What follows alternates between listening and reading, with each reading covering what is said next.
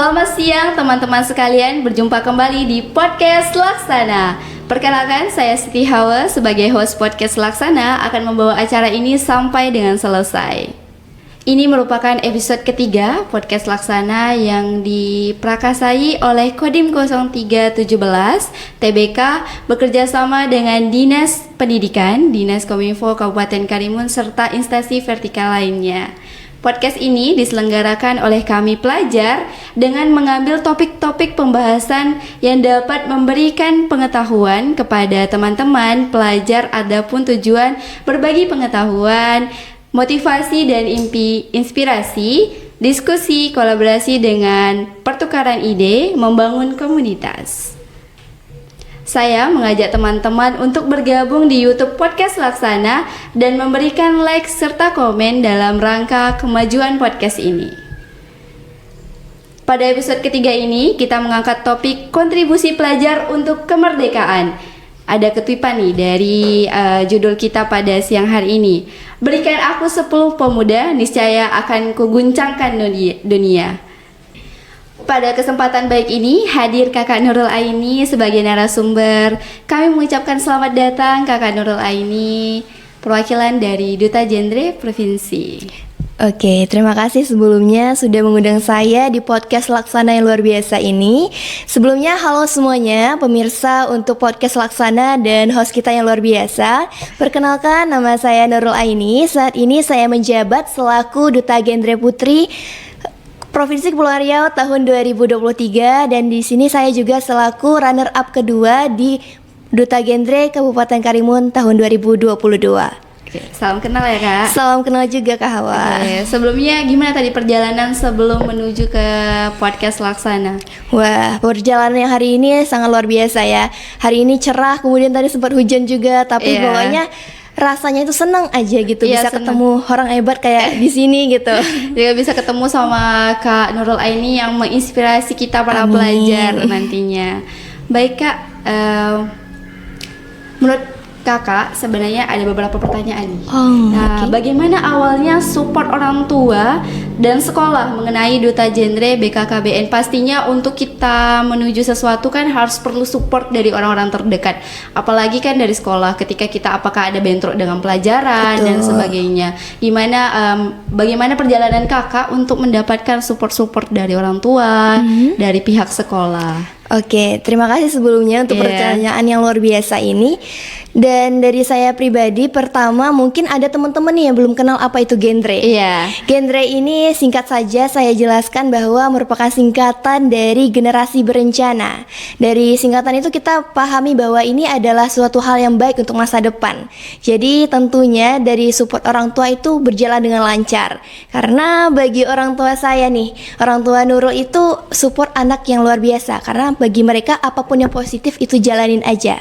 Kemudian dari orang tua juga berikan kayak dukungan, harus maju, ayo maju, kalaupun ada rintangan lalui aja. Selagi itu kita bisa lalui, itu adalah sebuah tantangan yang harus kita jalani buat kedepannya. Karena kita kan remaja pasti punya masa depan yang panjang, punya perencanaan yang matang di masa depannya. Tentu harus disiapin dari sekarang, dengan salah satunya ikut dengan Duta Genre ini, dengan ikut berkontribusi dengan masyarakat.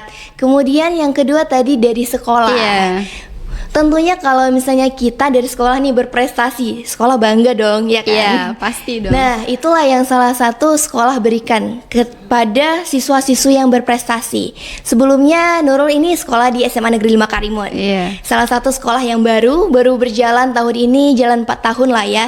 Dan di sekolah Nurul ini pribadi memiliki kepala sekolah yang supportnya luar biasa. Apapun kegiatannya laksanakan, jalani, pasti itu baik hasilnya oke apa nggak oke, yang penting pengalamannya dulu. Jadi dari situlah kayak ayo Nurul, bisa, kamu bisa. Jadi itu jadi dorongan yang luar biasa buat terus maju ke depannya, buat bisa raih semua impian yang Nurul punya, dengan keluarga inginkan dan juga sekolah inginkan. Jadi begitu.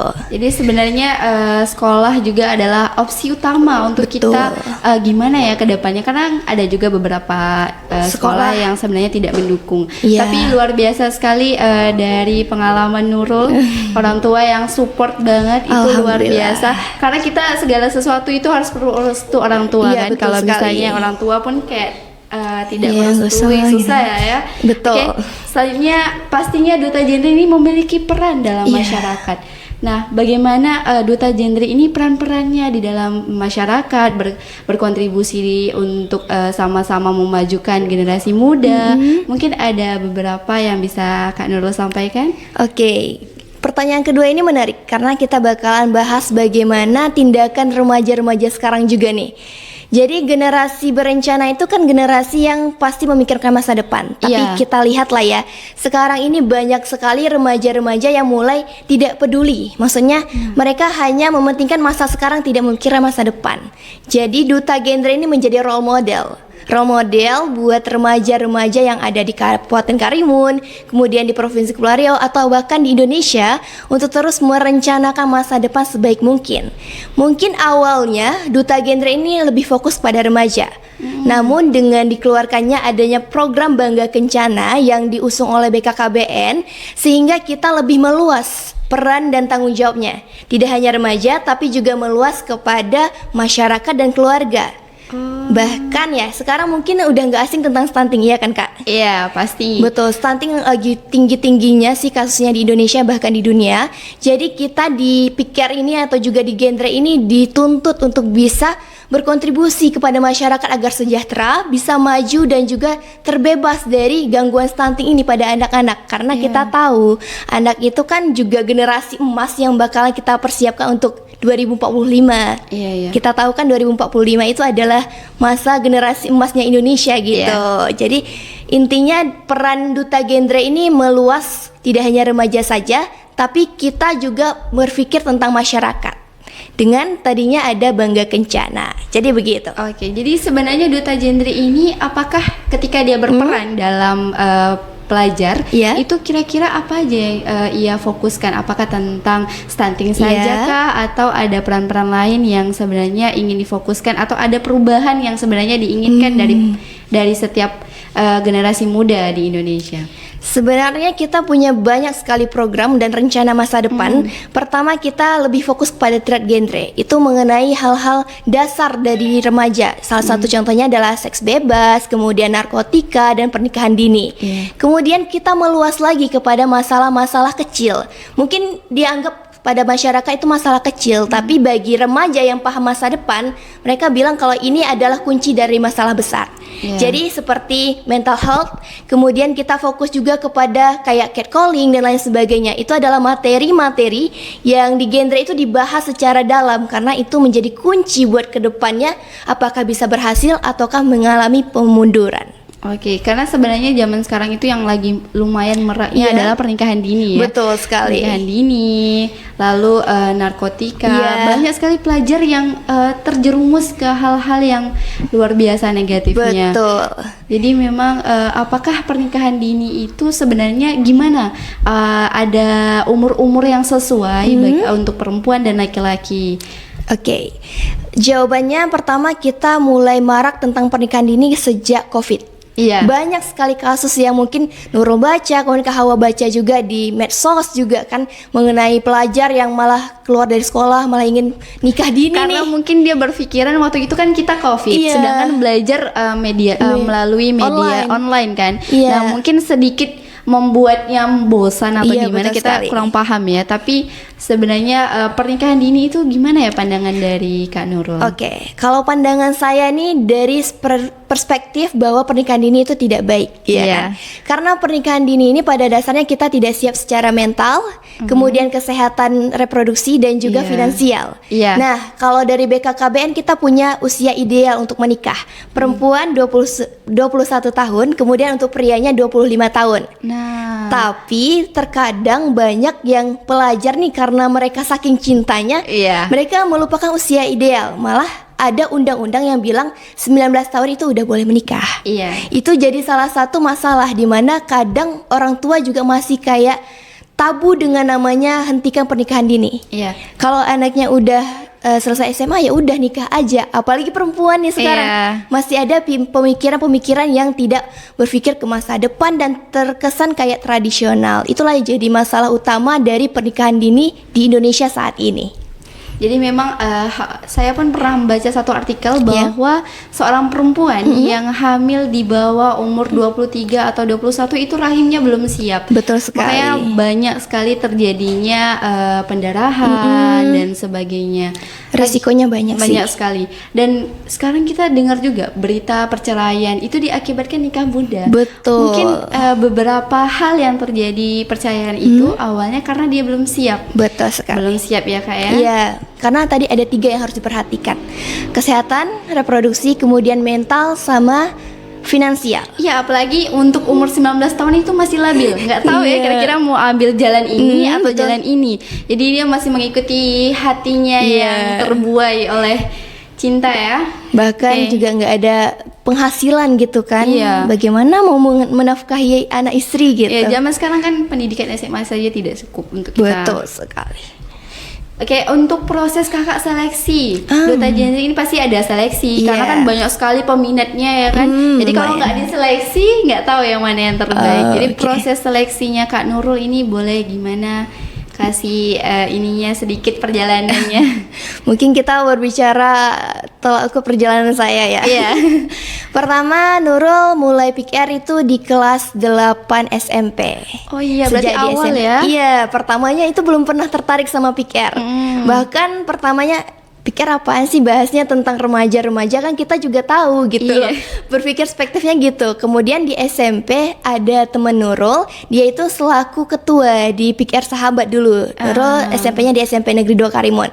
Nah di sana mereka ngajarin kalau ini tuh penting loh. Ini itu buat masa depan kita. Dan di situ awal masuk Nurul langsung nyalonin jadi konselor sebaya. Di situ kayak ya udah belajar aja dulu, nanti bisa insya Allah bantu orang gitu mikirnya. Kemudian ternyata kecantol sampai SMA, masih tertarik nih sama PKR nih. PKR ini ternyata terus berkembang ya, nggak stuck di situ-situ aja. Terus dapat informasi di kelas 11 mengenai Duta Gendre ini. Waktu itu belum ada Duta Gendre kelurahan, masih ada kabupaten. Pertama sebenarnya ini ada kayak suruhan dari pembina. Ya udah Nurul ikut aja dulu gitu. Pertama kayak nggak menarik lah Bu. Karena kita nggak tahu kan. Iya. Sebenarnya Nurul udah ikutin dari awal sih kayak Kak Mila perjalanan itu udah Nurul ikutin. Cuma kayak ya udah fokus di OSIS dulu sekarang gitu. Fokus di pelajaran dulu. Takut terbebani dan takut tidak siap sebenarnya ya. Karena waktu itu juga akademik Nurul lumayan. Jadi dari orang tua bilang yang penting bertahan gitu. Guru-guru juga bilang yang penting jangan sampai anjlok nilainya. Jadi ya udahlah Bu, nggak usah dulu. Terus di pas mau las gitu kan di lainnya, nggak apa-apa daftar aja. Jadi Nurul daftar, persiapannya sebentar. Kemudian waktu itu kita ada seleksi. Seleksinya itu pertama kayak dokumen, kemudian yang kedua bikin video. Alhamdulillah disitulah Nurul jadi finalis 17 besar. Luar di biasa. kabupaten. Itu sebenarnya nggak nyangka gitu kan, karena videonya itu ala kadar aja dulu. Karena kita belum ada experience belum ada pengalaman. Kira-kira kedepannya awalnya kita planningnya gimana kan? Kalau orang yang sebenarnya udah ada pengalaman udah lebih mudah sebenarnya. Kita pun mungkin ketertarikannya sedikit jadi. Kayak ikut aja lah dulu gitu kan. Mungkin nambah pengalaman karena Nurul orangnya suka mencoba karena pengalaman gitu aja. Dan ternyata masuk. Setelah masuk itu ada beberapa kayak tes seleksi gitu, kayak misalnya bakat dan segala macam. Alhamdulillah Nur punya sedikit lah bakat dalam berpuisi karena senang di dunia sastra kan sebelumnya. Jadi dilanjutin di situ. Alhamdulillahnya masuk 10 besar. Alhamdulillah luar biasa. Jadi memang minat dan bakat itu sangat membantu kita. Betul sekali. Jadi zaman sekarang banyak juga siswa-siswa yang belum tahu Kak kira-kira bakat saya apa ya. Jadi kadang kita yang mau jawab pun membingungkan kan. Bahkan mereka nggak tahu potensinya di mana. Itu luar biasa. Oke, lanjut ya. Tadi kita bahas sampai masuk 10 besar. Setelah itu kita lanjut ke grand final. Grand finalnya itu next hari. Di situ kita paling jawab pertanyaan dan di situ kayak nervousnya itu luar biasa sih, karena kan kayak udah lama nggak tampil depan umum rame. Karena biasanya paling antara sekolah, kalaupun sama orang-orang ya itu kayak sosialisasi gitu kan. ini kayak kita diperlombakan loh. Di situ nervousnya lumayan, tapi alhamdulillah bisa menjawab dan terpilihlah sebagai runner up pertama di Duta Genre Kabupaten Karimun tahun 2022. Di mana yang juara pertamanya dari SMP binaan namanya Shirley. Iya, Shirley. Iya. Dan pernah ketemu juga sama Shirley. Yang di mana? Yang waktu itu ada BKKBN ya dari Kepri waktu itu. Sosialisasi. Sosialisasi terkait PR sebenarnya kan. Kemudian dari situ Nurul sama Shirley, kemudian Shirley itu pasangannya sama Burhan dari Kundur. Ya, Burhan itu sebenarnya teman masa kecil. Oh, Burhanuddin kan? Iya, betul. SMA 1 Kundur. Wah, saling kenal ya. Kemudian gimana sama Burhannya? Burhannya ya teman masa kecil yang akhirnya saya pindah ke sini. Jadi komunikasinya hanya media sosial ya kan, media online. Kecilnya di Kundur ya? Iya, SD-nya di Kundur. Menarik. Nurul juga orang Kundur loh. Oh iya. Iya, kampungnya di Kundur. Oh, kita berarti kampungnya sama. Oh ya, satu kampung kita. Oke, kita lanjut ya. Iya. Oke. Kalau Shirley sama Burhan dan Nurul sama Ibni. Iya. Ibni ini satu sekolah sama Nurul. Jadi kita hampir 5 bulanan persiapan untuk ke provinsi. Jadi di sekolah lah kita persiapan buat TC-nya segala macamnya, dan setelah itu di bulan Mei kemarin baru kita lanjut ke provinsi. Di provinsi kita ngejalanin 5 hari karantina. Di sana ada kayak tes, kemudian ada penampilan dan lain sebagainya. Dan di malam puncak, Nur sebenarnya nggak expect sih bakalan jadi juara, bahkan masuk 3 besar, kayak wah masya Allah gitu kan. Dan ternyata berdasarkan hasil juri, Nurul terpilih menjadi runner up pertama, lagi-lagi juara 2 nih. Rezekinya sama, dan alhamdulillah banget sih, bersyukur karena bisa nambah pengalaman, nambah prestasi, dan juga bisa jadi suatu kebanggaan buat diri Nurul, orang tua, bahkan sekolah gitu. Iya, jadi memang kadang-kadang kita yang tidak punya expect tinggi itu akhirnya dapatnya yang masya Allah. Betul. Jadi itu kesalahan manusia adalah berekspektasi tinggi ya sebenarnya. Bahkan ada yang nggak diharapin malah masuk gitu kan. Yang berharap mudah-mudahan nggak masuk lagi, nggak masuk masuk. Oke, kesan Kak Nurul sendiri menjadi duta genre dan bergabung di BKKBN, mungkin kesannya ya. Iya. Apakah merasa bangga sekali akhirnya bisa berkontribusi bersama masyarakat dan sebagainya? Oke, terima kasih untuk pertanyaan luar biasa nih, masalah kesan. Karena ini masalah perasaan. Jadi pertamanya itu Nurul bangga, tentu kayak Nur bahas tadi, bangga kepada diri Nurul sendiri ternyata bisa. Karena pada dasarnya Nurul ini sejak SD introvert banget. Aduh, jauh dari kata yang ekstrovert lah, terlalu tampil depan umum itu jarang. Bahkan dulu bisa dikatain anak yang cengeng di kelas gitu loh waktu SD. Kemudian bisa sampai ke titik ini yang perjalanannya itu lumayan berat lah ya, lumayan jauh gitu dari awal sampai sekarang, kayak luar biasa banget, bangga sama diri sendiri, kayak berterima kasih banget gitu sama Nurul yang udah bertahan pertama, kemudian yang berani mencoba, yang ketiga yang udah kayak mau gitu ikuti segala tantangan dalam hidup, jadi gitu. Kemudian kedua, setelah bangga, Nurul memiliki tanggung jawab besar, merasa bahwa duta ini nggak sebatas kita punya jabatan. Iya, pastinya kita sudah harus ada pandangan kita sebagai duta itu gimana ya dilihatnya. Apalagi duta adalah tontonannya masyarakat, betul, role modelnya. Betul. Ini loh gitu yang harusnya kita contoh, ini loh. Jadi harusnya yang kita tampilkan adalah hal-hal yang menakjubkan ya. Iya, yang positif tentunya. Kalau misalnya kita itu dapat dikatakan seperti public figure lah. Kalau misalnya artis itu udah besar, kita versi kecilnya. Jadi kita harus bisa berkontribusi ke masyarakat nih dengan sebaik mungkin gitu loh. Kayak tunjukin sisi-sisi positif yang bisa buat masyarakat termotivasi untuk bisa jadi yang terbaik. Kemudian kita bisa membantu orang banyak dalam segala hal, nggak hanya tentang yang kita punya mengenai masalah hidup kita, tapi juga masalah hidup orang juga. Sebagai duta kita harus bisa menyelesaikan, setidaknya kita bisa mendengarkan apa permasalahan mereka. Jadi itu tanggung jawab yang luar biasa. Apalagi kan zaman sekarang itu anak-anak yang berada di masih sistem pelajar itu dia sering curhat ke media sosial. Betul sekali. Jadi karena mungkin tidak ada tempat keluhan yang baik dan benar, jadi ia mengeluhkan hatinya dalam media sosial. Banyak sekali saya lihat viti-viti mulai dari Kak Haru ya.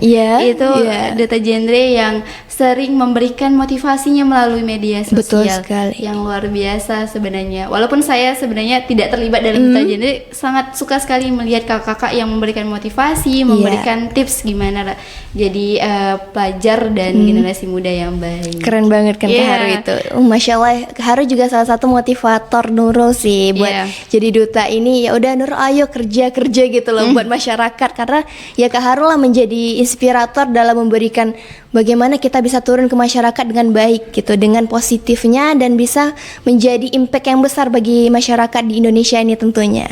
Nah, dengar-dengar menjadi impact, entar lagi kan kita bakal merayakan kemerdekaan. Yang keberapa? 78 ya? 78. Nah, untuk itu adakah tindakan pemuda untuk kita sama-sama memajukan dan merayakan kemerdekaan Indonesia yang ke-78? Oke, mungkin dari sudut pandang Nurul nih. Kalau kita pemuda, kita harus punya kontribusi. Kontribusi itu adalah bagaimana kita bisa mendukung masyarakat dan juga negara kita untuk bisa lebih maju lagi.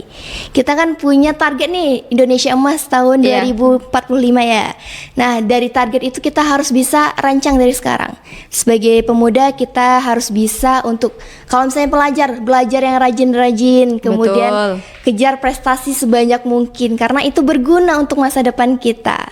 Tidak hanya itu, seorang pelajar sebenarnya kita boleh berkontribusi loh. Banyak sekali akses-akses yang diberikan oleh dinas pendidikan. Banyak sekali. Saya rasa seorang pelajar selain belajar perlu untuk berkontribusi di masyarakat ya kan. Sama-sama kita menyuarakan bahwa pemuda sebenarnya punya ide-ide kreatif yang bisa ditampilkan. Betul. Kalau misalnya kita sebagai role model mungkin langsung turun terjun ke masyarakat, tapi buat remaja-remaja lain atau pelajar dan pemuda lain yang mungkin hanya bisa menampilkan kontribusinya sebatas belajar, yang penting sungguh-sungguh, karena ketika kita sungguh-sungguh apapun bisa terjadi di masa depan. Nggak hari ini, masa depan itu bisa lebih baik daripada hari ini kan gitu. Betul. Apalagi jangan media sosial yang luar biasa sekarang, boleh berkontribusi melalui media sosial, bikin konten gitu kan. Bisa bikin gimana tips belajar yang rajin. Betul. Nah, itu kan salah satu kontribusi kita untuk memotivasi teman-teman yang lainnya. Oke, selanjutnya adakah statement atau pesan kepada pelajar atau motivasi nih dari Kak Nurul untuk pelajar agar terus belajar dengan baik, fokus kepada belajar? Dan zaman sekarang ada pelajar yang merasa dirinya selalu insecure, ya kan? Saya ini nggak bisa lah Kak, saya ini nggak bisa, saya ini kayaknya kurang dalam ini. Ya gimana caranya kita menghargai kekurangan dan menampilkan kelebihan kita? Mungkin apakah ada motivasi sedikit dari Kak Nurul? Oke, pertama kita bahas insecure dulu ya. Ini lagi marak sih masalahnya, apalagi bagi perempuan nih. Betul sekali. Mungkin jilbabnya tidak rapi aja boleh jadi hal yang insecure ya, yang besar untuk padahal dia cantik. Jadi insecure ini pada dasarnya adalah rasa tidak percaya diri, betul? Nah, jadi ketika seorang remaja nih yang banyak banget merasa dirinya kurang, atau bahkan menurut mereka orang lain kenapa sih lebih oke daripada aku gitu kan. Tetaplah pertama terapkan dalam diri sendiri bahwa mereka cintai diri mereka. Kayak berterima kasih dahulu sama diri sendiri bahwa udah bertahan hidup sampai sekarang, sehingga dia bisa mengenal diri lebih dalam. Betul, karena mungkin untuk pelajar-pelajar sekarang tidak tahu bagaimana sistemnya. Di awal kita harus mencintai diri kita sendiri. Itu utama. Itu paling utama. Untuk kita bisa tampilkan diri kita harus mencintai diri kita sendiri. Betul. Ini loh saya sebenarnya, ya kan? Karena kita mau tampil, kita harus tahu kelebihan kita dan kekurangan kita untuk kita evaluasi lagi. Nah, ketika kita udah berterima kasih, udah cinta sama diri, udah kenal diri, kita bakalan pede terus. Apapun itu, ya udah, omongan orang bisa kita terima, bisa tidak. Kalaupun itu menyakitkan, nggak usah diterima. Tapi kalau itu memotivasi, itu dijadikan sebuah evaluasi untuk kedepannya, sebuah media untuk kita bisa berkembang lebih baik lagi ke depannya. Untuk tadi sedikit pesan ya, untuk para pelajar untuk lebih giat lagi belajarnya untuk berkontribusi dengan kemerdekaan kita di tahun ini yang ke-78. Untuk seluruh pelajar di Indonesia, pesan dari Nurul, tetaplah jadi rajin dengan pribadi sendiri, jadilah diri sendiri, kemudian cintai diri sendiri. Kalaupun kalian capek dengan apa yang kalian jalanin sekarang, lanjutkan saja karena semuanya tetap menjadi hal yang luar biasa apabila itu diterapkan dengan sebaik mungkin. Tentunya agar lebih berpositif lagi kepada negara kita, kepada Indonesia tentunya yang mau merdeka yang ke-78. Nah, itu salah satu cara kita ya untuk sama-sama menyuarakan kemerdekaan kita nanti. Kita harus dari diri kita sendiri buat tampil luar biasa dengan versi kita masing-masing. Nah, itu tadi beberapa yang disampaikan oleh Kak Nurul. Kan ada program nih dari BKKBN. Nah, sebenarnya Kodim 0317 TBK juga pernah memiliki program keluarga asuh stunting. Nah, luar biasa. Jadi ada kolaborasinya dari BKKBN dan juga Kodim 0317. Oke, kita bicara stunting ya, luar biasa. Kita kasih sebuah aplaus lah untuk Kodim yang udah berkontribusi nih untuk stunting. Tadi kita udah bahas kalau stunting ini masalah yang luar biasa kan. Jadi di Kabupaten Karimun juga kita punya banyak program tentang stunting. Salah satunya adalah turunan dari program BKKBN Provinsi Kepulauan Riau, yaitu BTS atau BTS lah kita bacanya pada bahasa Indonesia ya. Nanti itu adalah sebuah program di mana kita bakalan memberikan sumbangsi untuk masyarakat. Jadi di situ nanti kita bakalan memberikan beras, telur dan sedekah. Itu kepanjangan dari BTS. Oh, jadi memang beras telur dan sedekah itu diberikan kepada para yang terdampak stunting, kayak misalnya ibu-ibu yang sedang hamil yang mungkin ada potensi stunting anaknya, ataupun anak stunting yang sedang dalam proses untuk memperbaiki gizi. Nah, itu kita akan memberikan sumbangsi berupa kayak sedekah lah gitu ya. Jadi kalau misalnya di Indonesia ini kita punya banyak program kayak kunjungan stunting atau kampung stunting, di Kepri juga punya, adanya BTS gitu. Oh gitu. Dan satu lagi, kita di tanggal 12 ini akan memperingati Hari Remaja Internasional loh. Nah, jadi di Kabupaten Karimun ini kita bakalan juga melakukan sebuah sumbangsi besar buat para terdampak stunting dengan adanya program BTS tadi. Jadi kita udah beberapa sekolah mengumpulkan sumbangsinya dan nanti akan disalurkan pada tanggal 12 Agustus 2023. Nah, itu salah satu bukti bahwa kita selain menjadi pelajar yang fokus belajar, juga bisa berkontribusi ke dalam masyarakat. Betul sekali. Nah, adakah pahlawan yang dikagumi Kak Nurul? Apalagi kita sebentar lagi akan menuju kemerdekaan Indonesia kan. Yang biasanya kalau belajar ada nih satu pahlawan yang kita betul-betul jadikan tempat motivasi. Iya, ini ada satu pahlawan, misalnya Hawa, ada R.A. Kartini. Sama kita. Sama kan ya. Pahlawan yang luar biasa membantu para perempuan yang akhirnya bisa belajar. Kalau nggak ada Ibu R.A. Kartini, mungkin kita saat ini nggak bisa nih ngobrol. Masih di rumah kita ini. Jadi kita punya kesamaan nih, ya ini menjadikan seorang Ibu Kartini sebagai motivator kita, sebagai pahlawan dalam hidup kita, karena bagaimana perjuangan emansipasinya yang luar biasa. Beliau adalah sosok yang jadi panutan untuk Indonesia dan bahkan dunia. Bahkan dengan tulisan beliau udah jatuh kepada pasar dunia. Jadi dunia udah kenal siapa Ibu Kartini kita. Yang kedua, selain mengenai tentang pahlawan, Nurul juga punya motivator. Motivator ini adalah salah satu public figure yang luar biasa sekarang yang sedang bergerak di bidang hukum, yang sering jadi presenter. Tahu nggak siapa? Najwa Shihab ya. Betul sekali. Jadi tidak hanya R.A. Kartini aja, kesamaan kita juga yang kedua ini sama. Sama. Jadi sebenarnya memotivasi Hawa untuk bisa berbicara di depan umum adalah salah satunya Kak Najwa Shihab ya. Kan luar biasa. Mbak Nana luar biasa. Perempuan yang berani berbicara, bahkan berani untuk mengangkat bagaimana keadilan untuk orang lain gitu, luar biasa. Dan dari Mbak Najwa Shihab inilah Nurul termotivasi untuk lebih aware lagi sama hukum di Indonesia, tentang keadilan di Indonesia, dan juga bagaimana bisa mengangkat derajatnya masyarakat Indonesia dalam bidang hukum, dalam memperebutkan keadilan mereka di Indonesia dan juga di daerah-daerah setempatnya. Oke, jadi dengan berakhirnya pertanyaan Hawa tentang siapakah tadi pahlawan yang memotivasi, itu adalah pertanyaan terakhir di podcast Laksana pada siang hari ini. Terima kasih kepada Kak Nurul. Iya. Mudah-mudahan podcast Laksana insya Allah juga akan mengundang Duta Genre Kak Jamilah yang sebentar lagi akan mengikuti tingkat nasional. Luar biasa sekali.